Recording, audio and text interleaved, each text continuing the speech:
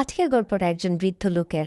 দিন দিন বয়স বেড়ে যাওয়ার কারণে তিনি আস্তে আস্তে কাজ করার শক্তি হারিয়ে ফেলছিলেন। আজকাল ভালো করে তিনি চামচটাও ধরতে পারেন না। তার হাত কেঁপে চামচ পড়ে যায়।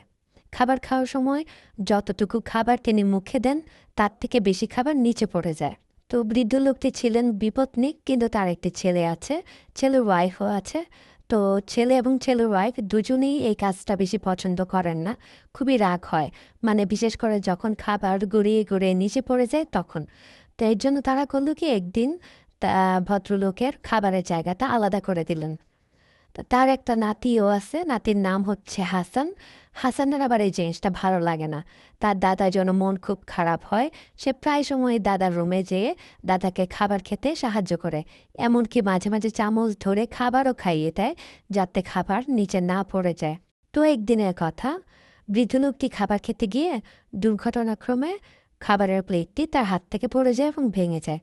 এটা দেখে বৃদ্ধ লোকের ছেলে এবং ছেলের ওয়াইফ অনেক রেগে যায়। তারা ঝাঁঝালো ভাষায় অনেক শাসায়। এই জন্য এইসব কথা শুনে বৃদ্ধ লোকের খুবই কষ্ট হয়। তার হৃদয় ভেঙে চৌচির হবার জোগাড়।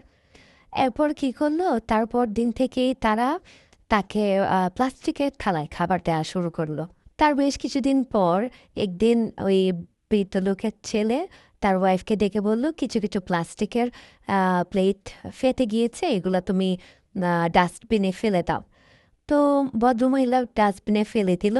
এগুলো দেখে আহ, বৃদ্ধ লোকের যে নাতি ছিল হাসান, সে হাসান করল কি, ডাস্টবিন থেকে দুইটা থালা তুলে এনে সেগুলো সে ক্লিন করতে লাগলো। তো এইটা দেখে তার বাবা খুবই অবাক হলো, তার মাও অবাক হলো। তো তারা তার কাছে এসে জিজ্ঞেস করলো যে, তুমি এগুলো দিয়ে কী করবে? হাসান তখন বলল যে, আমার এগুলা কাজে লাগবে। তখন তার বাবা জিজ্ঞেস করলো, এগুলো তোমার কি কাজে লাগবে? হাসান তখন উত্তর দিল, আমি এগুলা কাজে লাগাবো যখন তোমরা বৃদ্ধ হয়ে যাবে তখন। তো হাসানের এই উত্তর শুনে তার মা বাবা খুবই লজ্জিত হলো।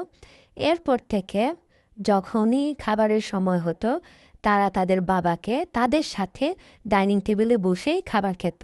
ছেলে এবং তার ওয়াইফ যদি জানতো যে জান্নাতে যাওয়ার ভালো উপায় হচ্ছে বাবা মার সাথে ভালো ব্যবহার করা, তাহলে সম্ভবত তারা এমনটা কখনোই করতো না।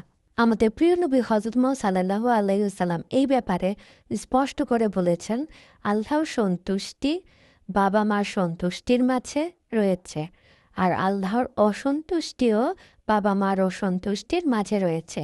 হাদিসটি একটি তিরমিজি শরীফের হাদিস এবং এই হাদিস ক্রম হচ্ছে 1899। আশা করি সবাই গল্পটি বুঝতে পেরেছেন এবং আমরা চেষ্টা করব মা বাবার হক আদায় করতে। ইনশাল্লাহ আরেকটি হাদিস নিয়ে আবার একসময় আসবো। আল্লাহ হাফেজ, সবাই ভালো থাকবেন। আমাদের এই চ্যানেলটি একদম নতুন একটি চ্যানেল। আপনারা চাইলে আপনাদের মূল্যবান মতামত আমাদেরকে কমেন্টের মাধ্যমে জানাতে পারেন, কিংবা ইমেলও করতে পারেন।